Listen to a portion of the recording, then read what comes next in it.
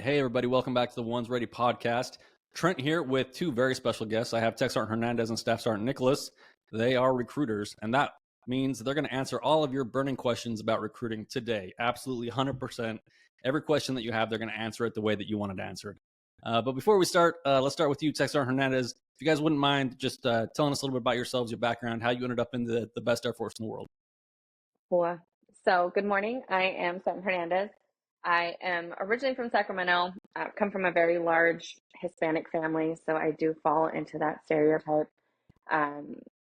The reason I joined the Air Force is my best friend at the time, her dad was Army, and her dad, of course, told her, if you're going to join the branch, you're not going to join anything but the Air Force. So one of the best Air Force recruiters, of course, the parents of who are in Army. And instead of being a bad friend and asking her, please don't go, please don't go, please don't leave me, I figured I would just go and talk to a recruiter, perpetuation at its finest, and I ended up joining the Air Force. Sergeant Britt was my recruiter. She took me to Travis Air Force Base. She let me catch a dog, and I was sold. I wanted to be security forces from there. Jeez. And that's what I did. That's how I joined the Air Force. So joined as a cop, went to Guam. It was the best first duty station I could have ever gotten. Then the Air Force laughed at me and then sent me to F.E. Warren, Wyoming. So I got to be part of the nuclear enterprise for quite some time, only for about 3 years, so it wasn't too bad. And then I got to retrain, went into Equal Opportunity, got to spend some time in Cocoa Beach, and then sent me over to Dover Air Force Base, where I was for 6 years, and then had the opportunity to become a recruiter and came as close to home as possible. So I'm over in Turlock, California. They really like to do the hot-cold transition with you, huh? Guam right. to F.E. Warren to Cocoa I'm glad Beach. they PCS'd me to at least during the summer. So Okay, they cool. did solid for me. Awesome. Sergeant Nicholas, what's up? Yeah, so I'm originally from San Diego, California. Initially, I was honestly wasting my time going to junior college for probably about 6 years. I graduated high school at 17, started college at 17, and kind of took a little bit of a long time. I didn't saw my uncle who did 20 years in the Air Force. He started at 24, and I was 23 at the time. He had a retirement out of it and had this nice house and was well off, and I wanted the same thing. So I ended up joining the Air Force myself at 23, a year younger than he joined. And initially, my recruiter called me up and said, "Hey, I got this amazing job. It's called Loadmaster. You're the only one who qualifies for it." And I was like, "Absolutely not. I'm a homebody. I don't want it." Calls me up the next week. He says, "I got this." I know. Calls me up the next week and says, "Hey, I got Loadmaster. You want the job?" I said, "No, I'm good." And he's like, "Well, either take it or you don't join it." At that time, San Diego was very expensive, and it still is today.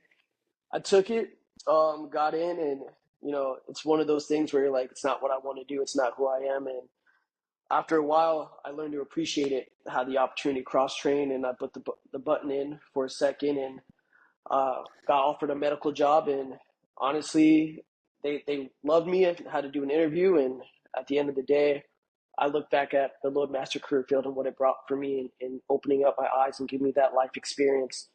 And though I didn't want it initially, I actually stuck with the Loadmaster position and denied the medical job. Surprise, surprise. And I ended up riding that way through 7 years of flying, and then got to go to 18 different countries and enjoy that lifestyle.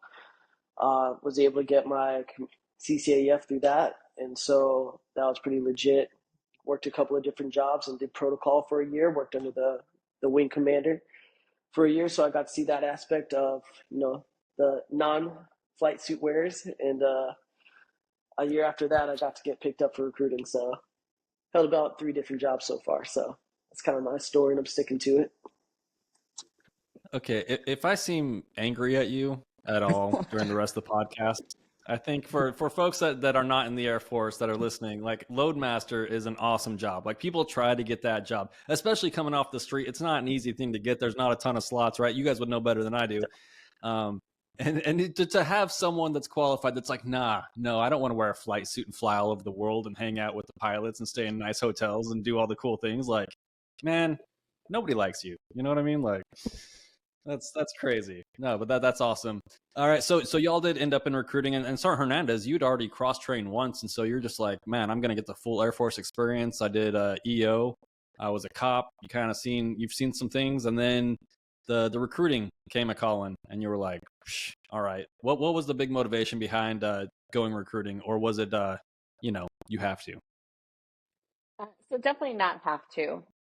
I was I was okay where I was. Going from security forces to EO was night and day. Um, I think that's the best way I can put it But why? without getting it. It's oh man, didn't practice this one. I know I don't know. All the personalities, you walk into a flight of what, 40 people, and then you walk into an office with one EO civilian director who had never been military before. So it goes from not PC to extremely politically correct. Um, like I had to be corrected multiple times on just email etiquette instead of being just very blunt and straightforward. Hi, how are you? I hope your day is well. I hope that you can look at my other emails, things like that. It was so different. So different. Um, so I did that for 6 years and I was about done with it. I was ready to move on, but there's no retraining window outside the first one. So I know my husband, he's retired Air Force. He was a cop for 20 years.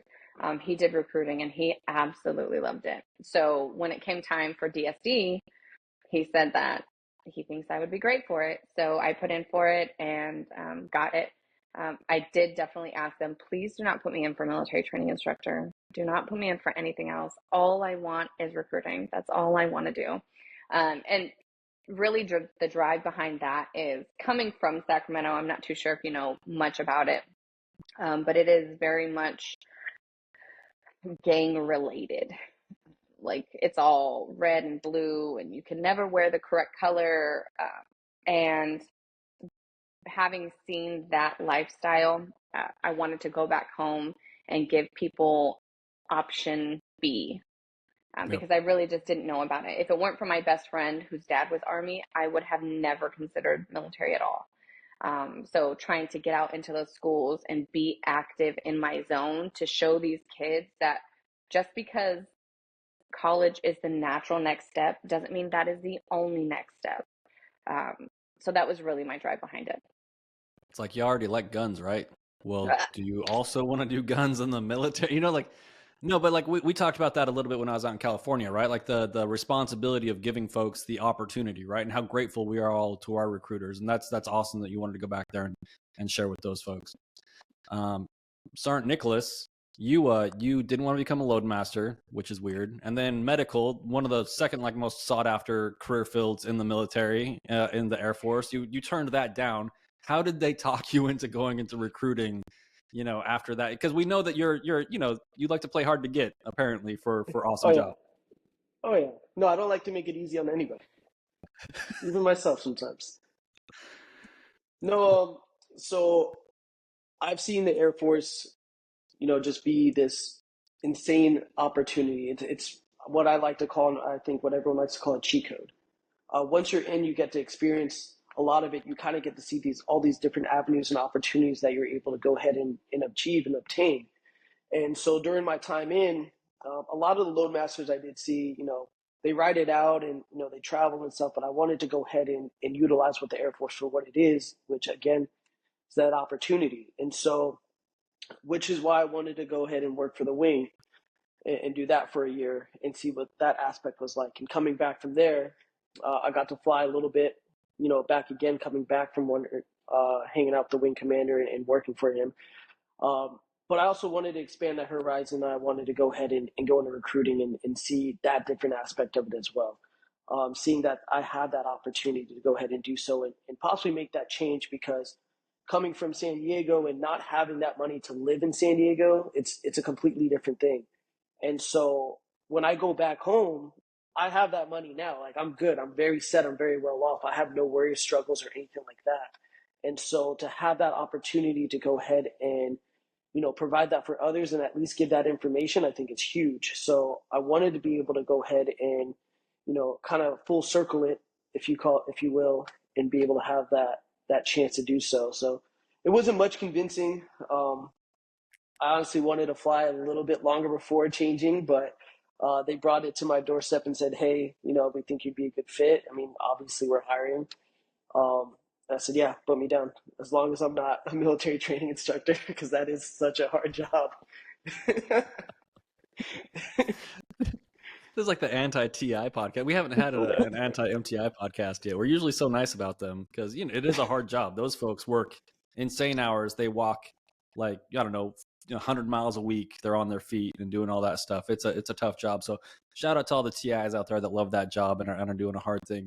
And one of the things I wanted to talk about, it seems like there's a theme coming from both of you where I think people don't understand how much opportunity there is in the Air Force after you join, right? Like you're not stuck necessarily and pigeonholed in one thing if you're willing to do the work and if you're willing to take the opportunities that are given to you. And I think that's super rad. And I just wanted to point that out to everybody. It's like everybody's like, oh, I don't want to do this for the rest of my life. What if I don't like my job? It's like, well, then at 3 years you can retrain, or there's always opportunities out there if you're a worker and if you're willing to do the work. And obviously, you're on the Ones Ready podcast. We talk about special warfare. One of those opportunities is, Air Force special warfare, the side of the house that I come from. And y'all went, apparently you guys did a schoolhouse tour. Did you guys get to go down there and walk about and see all the idiots out there trying to crush themselves? We did get to go out there and see all those highly motivated young airmen. That's what I meant to say. I'm sorry. Yes, we did. It was, for me, it's super eye-opening. I didn't know much about special warfare at all. Even after, way too long in recruiting, didn't really even know how to explain it. If someone asked, what does SR do? And I'm like, oh, I don't know. Let's Google some stuff real quick. Let's try to look it up because I don't want to sit here and give you a wrong answer. And then I'm explaining PJ when it should be TAC-P or SEER or EOD or something like that. Well, the definition of reconnaissance is going to see things. Opening up TikTok, putting SR and see what I find. No. Don't do that. No, don't do that at all. Absolutely. That was a bad idea. It was just crazy to see how even the squadron was. I wish I would have been able to see how they are in basic training, comparing like a regular flight to a special warfare flight. But just seeing their training squadron in general was so different for me. And then just finding everything out. But you were a cop, right? So like there are some similarities between the cops that are ground pounders. And I've heard rumors that sometimes cops don't know if they're law enforcement or they're military. More anyway. It's every career field is constantly trying to reinvent itself in the Air Force and trying to decide what it is. There has to be some crossover between security forces and the way that special warfare folks go about business because there's some crossover. Oh, I don't know. I think that when you get into specifics of like Ravens, okay, I could see that. But regular, just straight AFSC 3PO, I don't see anything that would be familiar. I know that we learned the law enforcement side. We have the law enforcement, we have the security, we even have the nuclear security. But as comparing those, I think would still be apples and oranges. Okay. I mean, I've met some nuclear cops that were awesome, and that's a tough job too that I think people don't know about. But I assumed that there was going to be some crossover. What was it that was surprising? But was it like the makeup of the squadron or how they operated or what they focused on? I just this is the last thing before I'll move on to Sergeant Nicholas and grill him about it. So for me, just walking into the squadron and seeing all of the workout gear, seeing that he's obnoxious. No, bring him on the podcast. Stranger danger. We'll just bounce over to Sergeant Nicholas real quick, okay, Sergeant Hernandez? So yeah, we'll just do that. Sergeant Nicholas, you went out there too. Yep. Obviously they tried to recruit you and you said no because you always say no. How did that go? Going out there, no, actually, I've learned my lesson. I had the opportunity, and actually, I was like, "Let's go! I don't care. We're leaving tomorrow. We're leaving today. I'm ready. I'll have a backpack." Had that opportunity to be able to go ahead and see, right, something that I'm so unfamiliar with, to go ahead and better relay that information. Right, it goes back to why I wanted to recruit anyway, to provide that info. It's the same thing as what Sergeant Hernandez was saying. It's just that we don't know as much because we haven't actually done it. I'm not going to know as much as, what a, security forces is going to do. I have a great idea of what they're doing, and, I can provide some of that information for it, but she'll know way more than I do. Same thing as, Loadmaster, I'll know way more than she will. And so this is another example of being able to go out and see exactly what they're doing and how they're doing it and what the schedule is and what to expect. And so I thought I knew a little bit about special warfare, and I get there and I had no idea. Did you guys get to see some of the training events? Specifically, did you see any of the like pool training events? Absolutely. So we got there at a really good time. So we were able to go ahead and see, them do their combat fitness tests, which I don't know about you, Sergeant Hernandez. I had no idea there was a CFT there. I No only knew idea. about the IFTs. That's it. That's right. And DFT. so, That's it. yep, and that's it. And so, to see all of that and then them go into swimming at the end of the day, which is a grueling long day for them, but to see how they go, it's remarkable. So it can't emphasize enough that me being able to see them swim and how much they have to swim and be in the water is something that I can go ahead and bring over to, the people trying to get into special warfare. And I got to say, yo, you got to live in that pool. Like, you got to be pretty good at it and, get used to that water. Bring the floaties, do whatever you need, but you got to get used to it. Yeah. And I'll go back to Sergeant Hernandez real quick. Did you all get to meet any of the cadre? And what were your impressions of the folks with funny hats that work there? So I don't remember any of the hats. I do remember cadres. They had their, the t-shirts that say cadre on the back and stuff like that.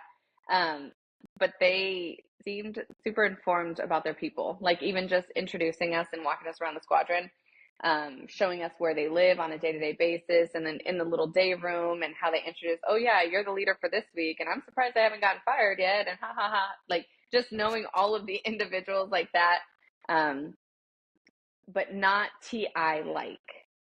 I thought they would be more TI-ish, but not at all.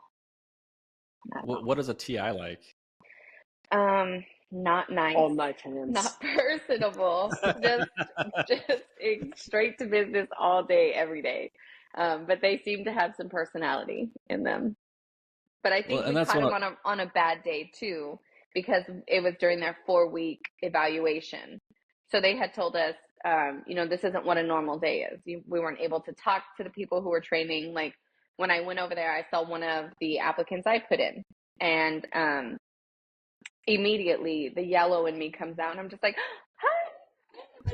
And they're like, no. So had to cut that, and I'm just like trying to watch him run to see if he passes his 4-week eval. But I thought it was going to be different. I thought we were going to be able to like cheer him on and talk to him and have one-on-ones.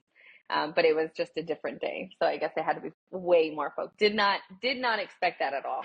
I'm sitting here with my Air Force pom-poms ready to wave them all around, and absolutely not. Had to lock it up. So I will rage about cheerleading. It is one of my least favorite. We're not allowed. Don't do that. For the students aren't allowed to do it. Like, when I was a cadre member, like if you are like cheering on someone, like I will. Why is it like that? It's individual effort, right? Like, and there are teamwork times, and there's every once in a while, like later on in the pipeline, when there might be like that candidate that struggled, that every schoolhouse they went to, you're like, dude, I don't know if this dude's gonna make it. And they kind of become like the mascot of that team, and when they get their beret, it's kind of like extra special. And at certain points in the pipeline, guys are going to be excited when they pass a test or get a certain way, because everybody sees how far they came, and kind of like that guy's like the like I said, the mascot, like the moral compass of that team, like he's trying harder than everybody else, and everybody respects that. So there's a little bit of it, but man, if you have the person that's just not trying very hard, and you want to go out there and cheerlead mediocrity, like, we're not here to cheerlead people that are going to fail. That's my perspective on it. But you said the cadre had personality. Sergeant Nicholas, were you surprised that they were kind of like just normal dudes, or were there a little bit? I guess not any female cadre, right? Well, I mean, just a little bit. Just the fact that probably say a little bit more lenient than expected. I feel like they had boundaries. It's different now than it was like maybe 10 years ago for sure. and I'm sure we've heard some of the stories while they went through, their training as, young airmen. But I think what they're doing now is focusing more on how can we be more proficient, right? We look at sports and stuff and how that's transitioned. And how we are able to build our athletes up. I mean, it's the same thing here is we're focusing on how we can build, our special warfare candidates and airmen to be the best that they can, through, how they're working out and what they're doing, right? Providing the necessary stress levels compared to, going overboard with stress levels. And so not to say that that's not going to go down the road and they're not going to witness that or feel that, because they will, but there's levels to this stuff. And so I think how they're adapting to it is legit, but I'm not going to lie. I was expecting like this craziness happening. I thought we were going in the pool too. So I was like, oh, okay, we're not. All right. No. When the 330th first stood up, they did bring the recruiters there out to what was the prep course at the time, and they had us run like a 2-week course for them. And they told us, like, the commander and their chief were like, "Man, make it tough on them. Like, treat them like students a little bit, right?" And there were complaints after day one. Some people were like, "Hey, like this tech sergeant Segmiller over here, he's kind of a jerk. Like, he said, like, I outrank this dude. Like, I'm a master sergeant. He can't talk to me like that." And the commander's like, "I told him to just treat us like students a little bit. So suck it up. Now you know what it's like to be a student here." And also, if those cadre were complaining about how hard it was when they went through, I was cadre for a lot of those cadre members, and they're probably exaggerating. It wasn't that bad. They're just a bunch of All right, I'll believe that then. I believe that.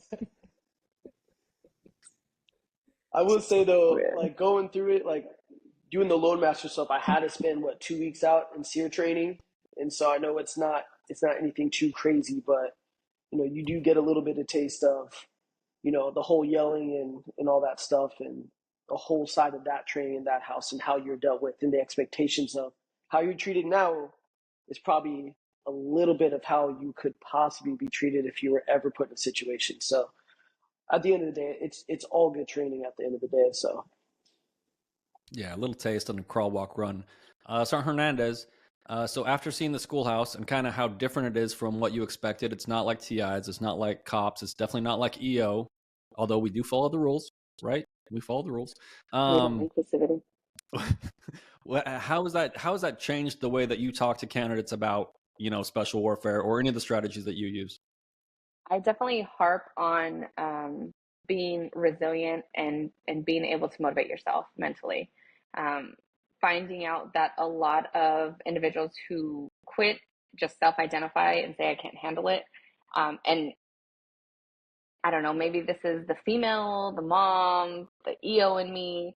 I need some pom-poms every now and then. So if you're not going to get pom-poms anywhere, maybe you don't need to be doing that. And then I can't remember the colonel's name. The colonel had said that he had a picture or saw a picture where it was just like, well, if 80% of people fail, why even try? So I kind of incorporated that into it. It's just like, listen, if you don't think that you can do it on your own, here's the statistics. You probably shouldn't even try it. And those individuals who push past, well, is that a challenge type of mentality? Then I'm going to do it, as opposed to, yeah, no, you're probably right. I probably shouldn't do it. I've started incorporating that and harping on that a lot. And then I've also started to do what's called DFTs. Every month, I have all of my DEPers, even my candidates and recruits, come out, and then we do a DFT. There's a lot of cheering that goes on during that time. So there's a lot of cheering that goes on, and then that really interests a lot of people who I wouldn't think would be even interested. But then they talk to my applicants who are trying to do it, and it kind of opens their eyes and at least do some research and interest into it. We cheer our candidates on. It's just a little bit different. Like, if I don't yell at you, that's me. Like, they're like, "Oh man, like I must have done well today. It's okay." But can you explain what the DFT is for folks? Because this is like, it's not that new, but it is a fairly recent development in the process to bring people. It's like the crawl portion of the crawl, walk, run of the recruitment process on the physicality side for special warfare, right? Yes, I would definitely say it's maybe even before crawling. So it's our flight chiefs that get to do it. It's not even the special warfare people. And depending on, I'm sorry, the special warfare recruiters, depending on which AFSC they're interested in, they have to do a minimum in each section. I know that I have somebody who was interested in EOD. They don't have to, I'm trying to bring it up because I can't remember off the top of my head.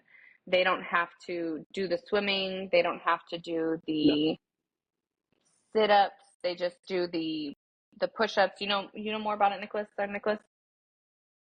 Yeah, so for Yeah, like it's their like they got EOD rid of the stuff, I setup. mean, yeah, it's really just a 1.5 mile run. They have to do like these push-ups, and it's not even much. One pull-up.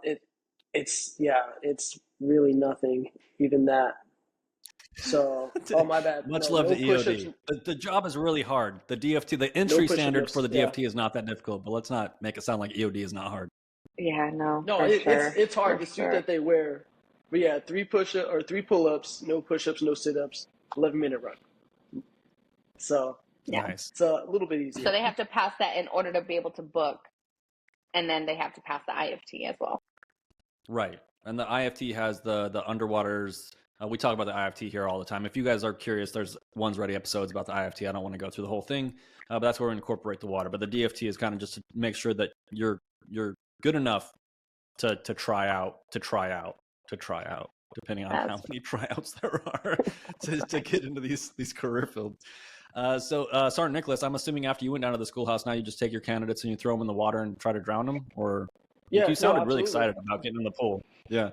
Yeah, no, exactly. I take the water wings off, so there's no cheerleading involved. It's just like you'll figure it out, just like how my grandparents did back in the day for me. And no, that's probably the biggest thing is after seeing this, right? We know the developmental fitness tests and stuff like that, those standards. And after seeing what that combat fitness test looked like, it was no joke. I mean, 2.5 mile run in 17 minutes and 55 seconds. It's crazy because all I knew prior was, to me, it's crazy. I mean, I'm getting 90s on my PT test every year, so I'm good. But no, I mean, Are people the regular. cheerleading during your PT test, though? Do you bring Sergeant Oh, Hernandez out so she can cheer for you on the sideline? so it's the only way I'm getting 90s nowadays. Thank you, man. But I mean, you look Sorry. at you look at the regular amount of runs that these applicants, all they know is DFT IFT standards for if you're trying to do PJ or anything like that, 10 minutes and 20 seconds. Basically the 6 laps on a track. But then they don't realize it's this 2.5 mile run to start you off with, and then on top and to end it off with you got to swim, right? And so we don't really harp that enough. And so from what I've seen is, gone around to my local centers and said like, yo, can we use the pool, right? Or on top of that, emphasizing that, hey, you guys need to know how to swim, for those who are interested. If you're not swimming right, you're not. It's not happening. Like you're gonna get cut. Like there's no sugarcoating any of this because you have to hear it from me first instead of you finding out later that, oh shoot, like I'm set up for failure. Let me prepare you the best way I can. That's my cheerleading. I'm preparing you the best way I can.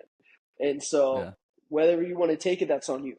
But not to sound harsh about it. But what I do is with, on top of those DFTs that we do have, we'll do, within my flight, we got about 5 other recruiters. So everyone will bring everyone in to go ahead and make this run about once a month for us. And then on top of that, I make sure and put my people through like a PT test as well, to include pull-ups and give them another DFT standard.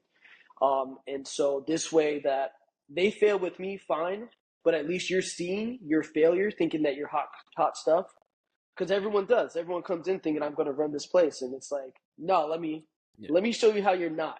And so once they see it, it's like this light bulb goes off in their head, like, no, I got to work harder. Now let me show you what the real stuff looks like, whether you want to do special warfare or not. And now you can go ahead and better prepare yourself and have that grind. And that is also going to go back into their mentality and make sure that they're good to go. So yeah, no, this was definitely eye-opener in the sense of how to better prepare my people so they can go ahead and succeed. Yeah, it's one of those things where we constantly harp on this podcast about like, hey, the IFT, the DFT, like the IFT especially, like because that's your entrance point into the pipeline. Like that is if you have pneumonia and you got no hours of sleep, you should be able to pass the IFT because that is absolutely the easiest thing that you're going to do once you get into the pipeline. Like that should be a nice warm-up workout for you, because you got 4 more workouts lined up for you that day. And I think I think sometimes we come across as like hyperbolic a little bit about it, but I think going out to the schoolhouse, it kind of does open up your eyes. Like, no, this is the reality of the situation. This is where we need to get the students to in this, year and a half long pipeline before they can go on team. And this is how we do it. So I think that experience is super valuable. Sergeant Hernandez, you said you've had candidates go from your office over into the special warfare area. What are the have you seen anybody go there fail? Have you seen anybody go there and make it? I know it takes forever for them to make it or just get selected. And what are the things that you see that makes someone either successful or not successful once they get over there? So I've had a few candidates go over there, actually book the job, leave. Majority of them don't even get to the squadron. They fail out before they even pass BMT. So whether that's based off of like the class 3 flying fizz, like they can't pass it, or something specific with their eyes, things like that. I have had one applicant who I saw actually make it to the schoolhouse. He was there during that 4-week check, and he failed the push-ups, which I know he was having a problem with even when we booked him. That was why he wasn't passing the IFT, because his push-ups weren't correct, the form, and they weren't counting, and so he wasn't getting enough. So apparently he was having the same problem in the schoolhouse, and he failed.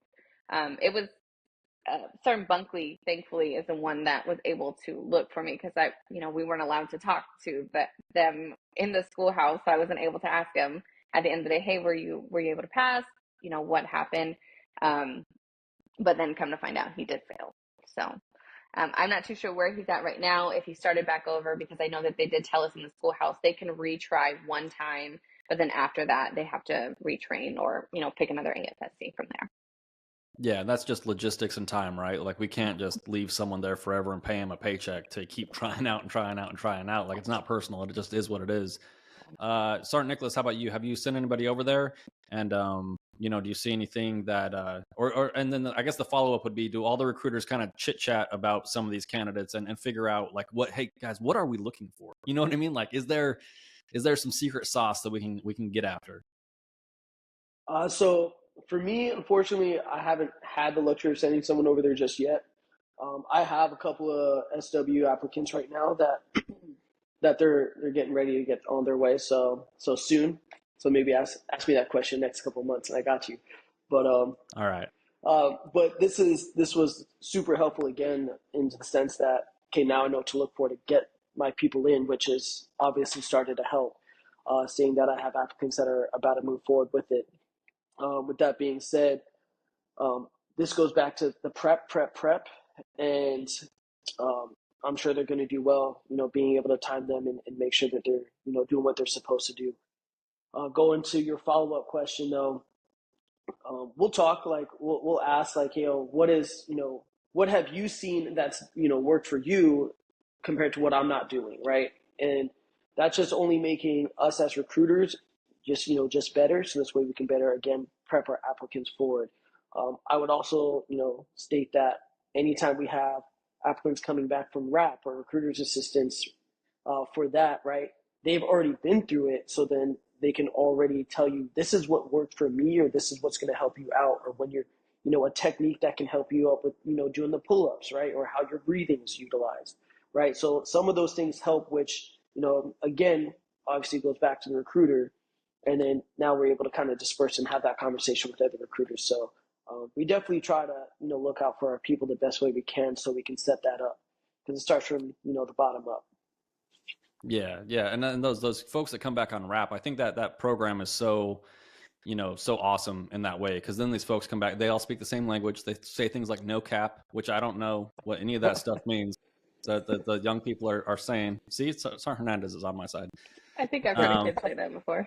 Well, they all speak the same, and they're more relatable, right? Like, so me as a 40-something-year-old dude coming out here and being like, this is what you need to do. Like, I'm not saying that they don't think it's valuable information. It's just, like, they're like, when did you do all this stuff? And I'm talking about GWAT. They're like, what are you talking about, man? Like, that was so long ago. So I think getting those recruits back is super helpful. And I want to go back to you, Sergeant Hernandez. You said that you didn't know that much about special warfare before, even after you got into recruiting. And so as you go through this, and obviously, like, we talk about giving the opportunity to as many people as possible. But if you can't just, you have only so many hours in the day, and you're trying to get like a certain number of special warfare, a certain number of security forces, the one the flyer that you're trying to get in there, and he keeps saying no, but like you're still trying to get him in there because he's qualified. But like, how do you, when you're speaking to people and you're going out there in public, doing what recruiters do, how are you generating the interest in SW, or how are you talking about it to these folks to really get them going? So I do a lot of classroom presentations at my schools. And what I like to talk about is our combat related. That's how I do like the blanket is our combat related AFSCs, our combat related jobs. Because one of the very big stereotypes is we're chair force. We don't do anything like that. We leave that to the Army and the Marines, or the Navy SEALs, right? But so it's truly, and all the other recruiters will like to play into it. Like, not only do you have to be, have 90s and 80s on your ASVAB, but they don't even do anything. They do like medical and stuff like that. So just actually putting the knowledge out there that we have those jobs is what really generates a lot of it. And a lot of the zone canvassing that we do, I have my rappers, they go to like, the boot barn, and they do these outdoor like fishing places and stuff like that. So if you like to be outdoors, maybe you're interested in this. As opposed to going to the McDonald's or the mall and posting there type of thing. So we're not going to generate a lot of interest for our special warfare that way. But I just talk about it. Do malls still exist? I'm confused. They do. They do. Okay. Yeah. Well, but like, I think there's a lot of goodness in that too, because like we still want the nerds, like, because one of the things that we do on the Air Force Special Warfare side of the house, and one of the things we harp on is that that's still the very, very unique technical capabilities that we bring to SOCOM and to the greater military. And so like I always talk about, I still want the nerds that won't quit, like. So there's a lot of good to like talking about the 80s and 90s and being a smart person, but I also need the guy that can run through a wall if I need him to, or the gal, whoever. I don't care who you are. I don't care what you are, as long as you can run through that wall when I tell you to run through that wall and get the job done, right? So I think it's weird, and I think there is a little bit of that Air Force flavor even on the special warfare side. Like if you were hanging out with SEALs or Green Berets, everybody kind of has a different flavor. We're definitely a little more nerdy with what we do than them. We're just better than they are. Just like the Air Force is better than the Army writ large. You know what I mean? Oh, exactly. Like the sky is blue. I guess it's just this knowledgeable like that. Yeah, it's that was another thing I did learn at the schoolhouse as well. Is not to say that I stereotype people, because I don't stereotype people, but when I saw all those applicants getting in the pool, I would be like, if I saw this kid on the street, I would never think that he's special warfare material. Like, I wouldn't even think to mention it, because no way, he's not even interested. He'll probably do a 1 Delta 7-3 whatever one job. He's a computer guy, or maybe even HVAC. But putting it out to everybody and not letting my own stereotype biases not mention it because of just the way that they look, I think is another thing that I did learn. It's funny because you'll go out there in public with people that don't know, right, and see people with like giant muscles and all these other stuff. And I'm not saying none of those folks make it, but like when those folks typically show up in the pipeline, like if your bicep to quad ratio, if you can curl more than you can squat, or you can't run, you know what I mean? You're gonna show up and we're gonna be like, that guy's, there's no way that dude, that jacked dude over there that everybody like thinks looks good at the beach is gonna make it. But this skinny little dude over here who's being quiet, and he goes out there for the run and crushes it. We're like, that dude, and like, he's not tired after the run, and he's just here to perform. Like, that's the dude that's never going to quit. So I think it's hard for people, to see the movies in Hollywood and all this other stuff. And even, after guys get on team and they bulk up, they hit the weights and do all the other stuff. Like, it's hard for people to see what the candidate looks like that shows up, that makes it through this type of training. So Sergeant Nicholas, how do you get after that? Going after the nerds that won't quit? I mean, mentioning it to everyone. It's all it's a mentality. My favorite part about it, and my idea of it is, it's literally what you were saying, Sergeant Hernandez, going back into the schools and stuff like that, and putting it out there, right? The more people who know, the more that they're knowledgeable, right? And the stories that we can take away from us going into, their technical training and seeing how all that stuff works, and we can bring it back and relay that information, the more everyone's able to get, dispersed information, right, when you go through the schools. I initially thought I was biased. I was like, let me just go ahead and talk to my football players, and let me just go ahead and talk to, some of my athletes on that end, my wrestlers. But I'm focusing on the swimmers now, like, and right in all aspects too, right? But to have that idea of, if you're doing sports and then you're also in school and you're holding up your grades, right? You're doing two things at once, which you're going to have to do two things at once anyway when you're coming into SW. And it's not to say that we're just, targeting our athletes in that state. That's not the case. It's literally everything. I mean, nowadays kids are doing literally everything. They grow up with a tablet. They're on their phones. Like, I didn't get my first phone until high school, and even then, that's still early. And so, and I have my nieces and nephew who are like super young, and they're already having a phone and texting me, which is wild. So, these kids in high school nowadays, they are already multitasking and able to handle two things, right? And so, for that, the biggest thing is, making sure they're able to continue to do that, and also understand that they have options and what they can do, and the more information they're given, the more that they can go ahead and succeed. So that's kind of how I tackle it, is just really providing more than information, like Sergeant Hernandez was stating, in all aspects and areas. And to add real quick, you were saying it's always that kid who's got, it's not always the big buff dude, getting through that first run, because they go in groups in their CFT. That kid ran like a 14:30 or something, 2.5 mile run. He wasn't like big or anything. This kid was like kind of scrawny and tall, and he was killing it. He was like lapping people. And then he, of course, we're tracking him to see what else he's gonna do. Qualifies for everything else, jumps in the pool, no problem. And it's like, yeah, all right, this kid's a killer. So, it's not always what you were saying. Sometimes it's those smaller dudes who are able to go ahead and just knock it out. Mentality is one hell of a thing. Yeah, it's tough. I think starting Hernandez over here, I think we agree with you. I love how you all do it a little bit different, because that's everything, right? Is the way that you sell is very personal, just like the way that you make it through our pipeline is a very personal thing. It's like just not one type of person. But also, I think we're sitting over here trying not to judge you for your age, because you're like, I didn't get a cell phone until high school, and we're trying not to laugh over here because I think we're closer in age than we are to you. Like, I instantly regretted saying it. I was like, is he going to say pager? Did he not get a pager until high school? Or, geez. He's like, what's a pager? I don't even understand.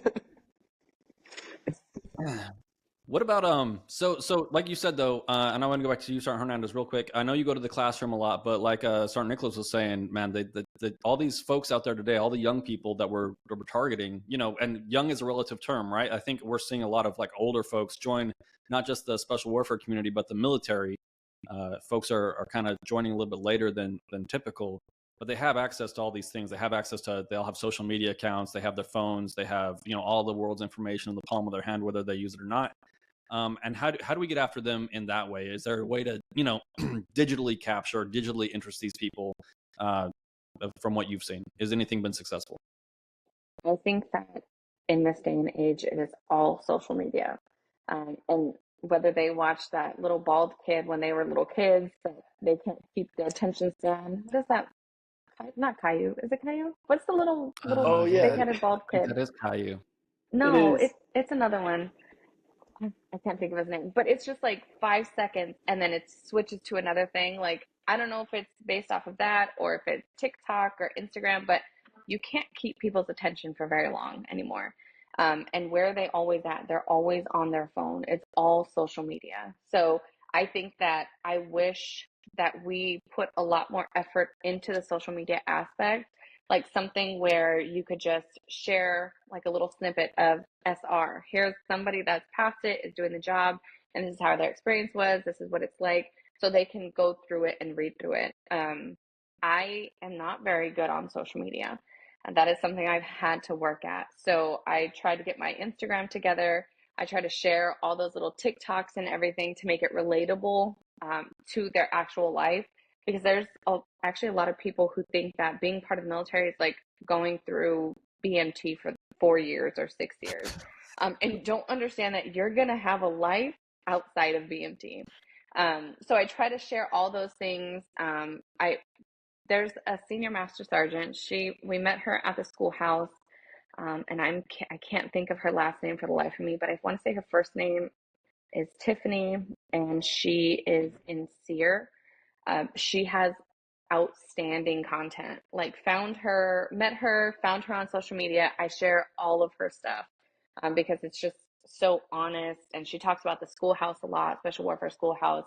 Um, so I'm trying to put a lot more time and effort into it, but I wish that we did put more into that aspect of it. Yeah, you gotta meet the people where they're at, right? Right. And I think Sergeant Nicholas and I were talking about this a little bit before the podcast started. Is how do we get out there? How do we talk to these folks? How do we make an impact, or what connects with these kids? I don't know if we were talking about this. Were we talking about this? We were talking about a lot of things.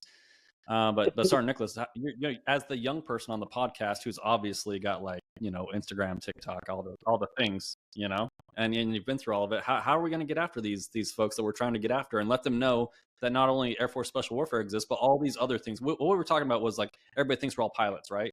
And so Yeah. the amount of education on our side has to be so much more robust than some of the other services, I think.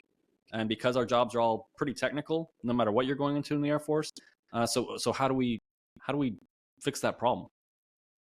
It's first captivating. So the thing that I've noticed is, right, I mean, we can go off and just be like, hey, this is A, B, and C about the Air Force, A, B, and C about special warfare, and then, but it's like, that's bland. I don't really care about it, right? I have so much other things going on, right? The focus and the biggest thing is a lot of these kids want to, at least in my area, want to go to a 4-year college because it's appealing to them. So we got to appeal and catch their interest, right? By doing something like setting off a trend or something like that, right? Trying to keep up with the times, I guess, but having to do so and incorporate that, and putting into your social media, it actually. Don't pretend like you're a grumpy old man, Sergeant. We all know that you're a young person. You're like, oh, stay with the times. I don't know kids these days, and we're like, you're one of the kids these days. Like, come on. I'm getting up there. I'm getting up there. But it's just having, being able to go ahead and captivating, right? Bring an interest in, and then we can provide that information. And so some of the things that I've noticed, and yes, social media is a huge thing, right? I'll go ahead and find different TikToks because a lot of people who are already in with their tech schools and stuff like that will go ahead and provide that interest, and people look at that and say, well, we're around the same age, but you're doing this. I want to see it because it relates to me. And that's really what it goes down for everybody, regardless of age, is how does it relate to me, right? Probably your younger generation is just more of catching that interest so they can have that related to them. The biggest things that I do, to get off my soap opera for a second, but the biggest thing that I do is, yes, I do look at, other recruiters as well. And I'll look at, Sergeant Case, and I'll look at Sergeant Godinez, who are in Southern California as recruiters, and they put up some hilarious content, and I'll either try to, kind of do the same on my own, or I'll, have an idea. Sergeant Romo, my flight chief, is always coming up with ideas and saying, coming up and start something on your own, right? He's like, as long as you can get it out there and put out ideas, he's like, I'll run with it. I'm here for it. So it's just really, making everything your own, but making it captivating and interesting so people can come into it and relate to it better. And I think that's kind of how it is, just finding how to do it. And we utilize that through other people. So hopefully it made sense. Yeah, no. I mean, you're selling yourself, right? Like, sales is a couple things. It's a transfer of enthusiasm, but when you're in sales, you're selling who you are. And I think one of the reasons I'm enjoying this podcast so much is y'all are pretty different people, and the way you approach things is pretty different. But I like that. Your social media should reflect who you are as a person, because I think that authenticity as well comes through. And I think we have a lot of talent in the Air Force, and everybody's been through some stuff. And so I think, maybe there's a point where I think you need to follow trends, but also just show people, like we were saying, you have a life in the military. It's not that much different than being a civilian all the time, but in a lot of ways it's harder and it's more rewarding.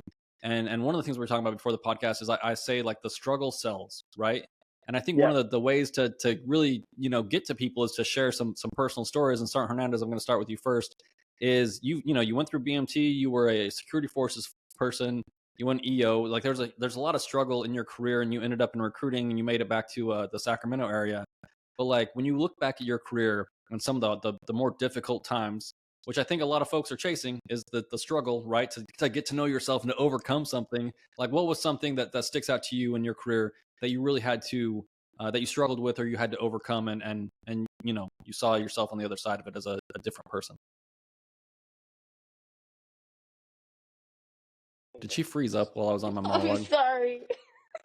Oh, I'm so sorry. well, we're just gonna ask you. Can you Sorry, get my Nicholas. back down? You're their Sorry. second best. I'm just kidding. Nope, No, but like, she's I back. don't She's know how to back. stop it. is she back? I don't. You're Is she back. back? Do Start you it see her? back up. It says I 14. can see her. I can 17. see her. Oh, I can't see her. I think her recording stopped or something, and I can't hear her either.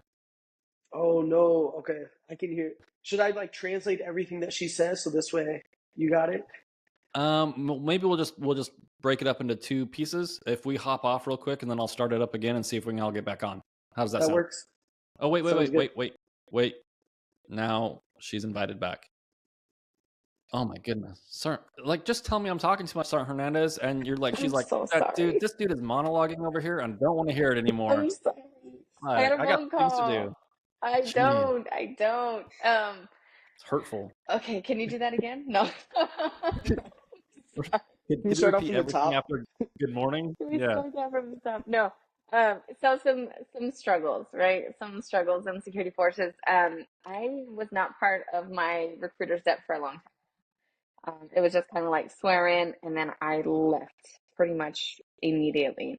Um, so although I do give her credit, she did try to talk me out of security forces. She's like, maybe not, maybe just try to go something else. So no, wanted security forces, but I think the biggest struggle was really tech school to begin with because I didn't know pretty much anything. And then having to go to Camp Bullis and just figuring out that there were so many different things that are required, even on a day-to-day basis of dealing with different personalities and especially the cop career fields and everything like that, I think would be the biggest struggle when it comes to that because Guam was Guam. Like, oh, I'm so sad I don't get to dive this weekend. How sad is that? Yeah. But Effie Warren had its own struggles, had to trip out, for 3 days or 4 nights or vice versa, and then being away from the family. There's really everything has its own struggle. Yeah. So there's too many things. But I mean, you've been in for a while now. Not to Quite some not to time. say, but like Not to looking age back shame, at all thank you. this. So like, yeah. But I'm retired now, right? And looking back, I get real nostalgic about it. And what came from all that struggle? Like looking at all the things that the way that they happened to lead you here today.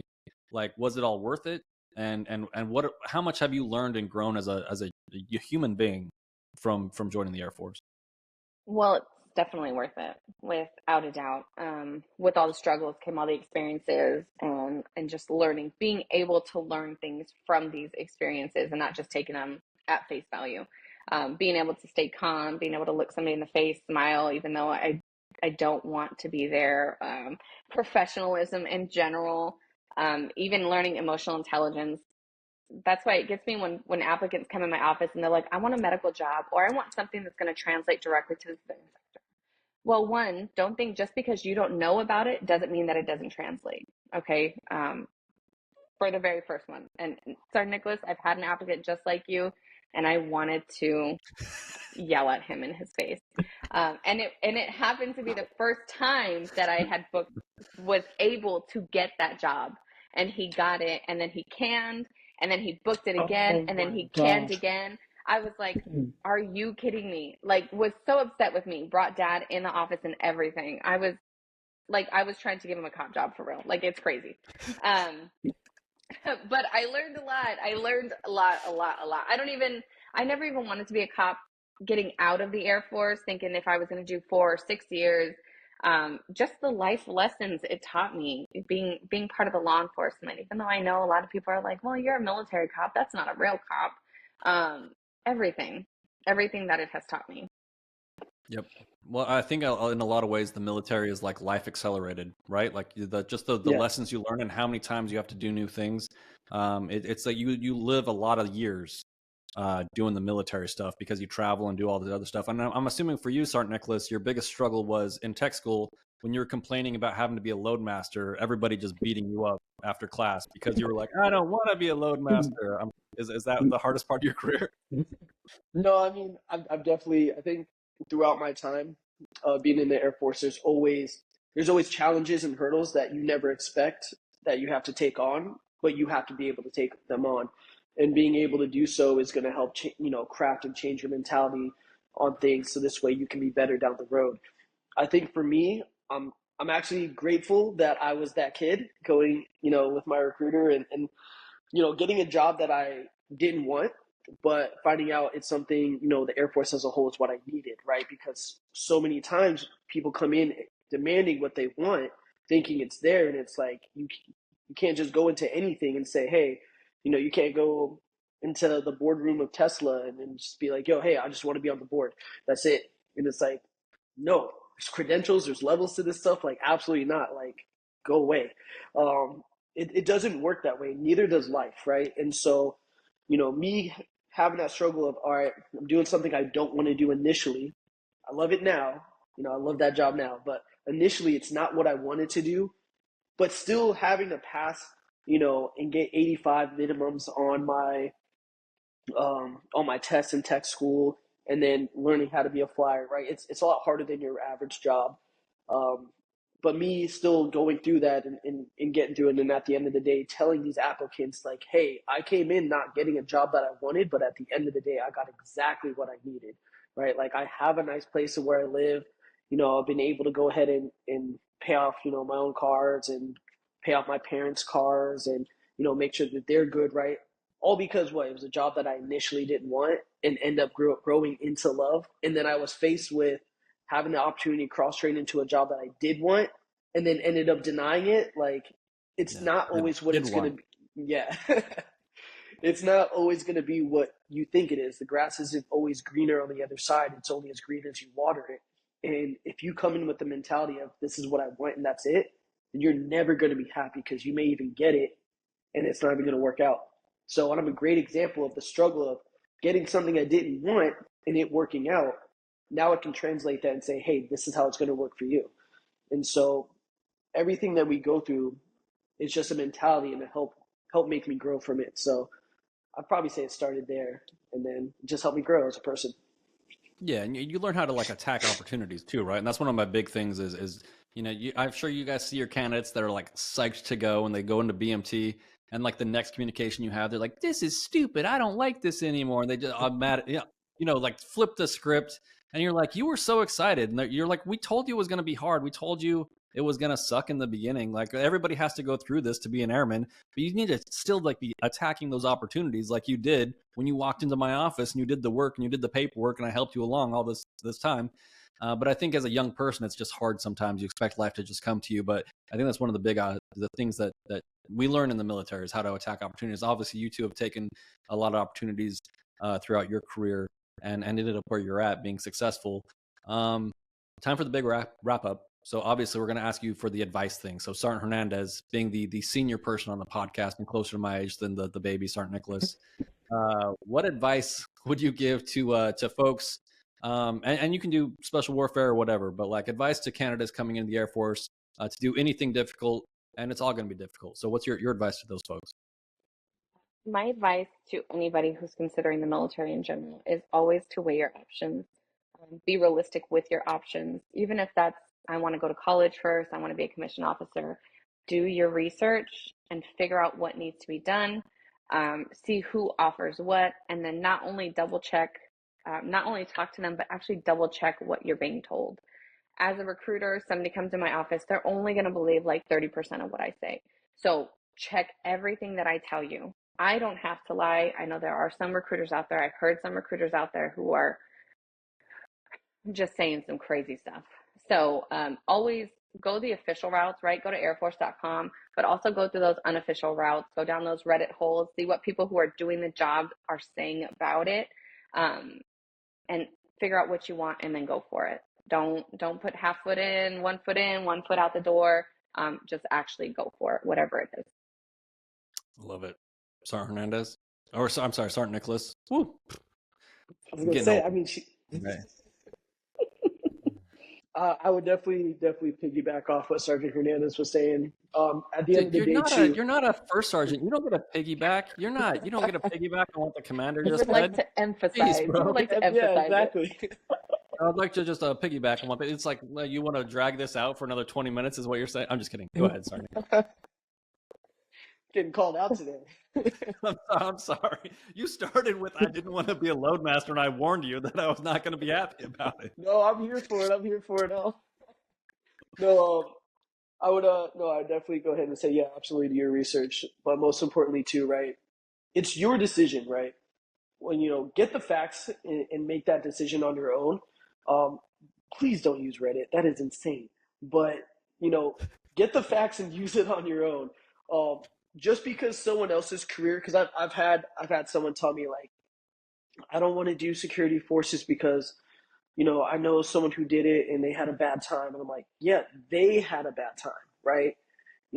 I also know someone who had a great time in security forces, right? So, but those are all different perspectives, right? As I was saying, as I know I'm catching heat all day for it, but I didn't want to be a load master, but people have waited, years and try to get load master, right? So everybody's perspective is different. You have to make that on your own, and you won't know until you do it. So don't hesitate on anyone else's life. If you really want to go get it, don't make excuses for yourself, but absolutely get the facts before you go ahead and make an educated decision. Absolutely. You got to do it for yourself. And yeah, I think if you go onto Reddit, people love to leave negative reviews, right? Like even on this podcast, we have to beg people to go on and leave positive reviews. Like we get a lot of DMs. They're like, "Oh, I love the podcast." It's like, can you just go drop 5? But like, it's more difficult. But if someone is upset about it, like they're over there, giving you a 1-star review in a hurry. And so like take everything with a grain of salt. And I'll say, when I was recruiting, I think I told you all this story in California. Like my recruiter didn't lie to me at all. In fact, he was just not very enthusiastic to get me into the Air Force.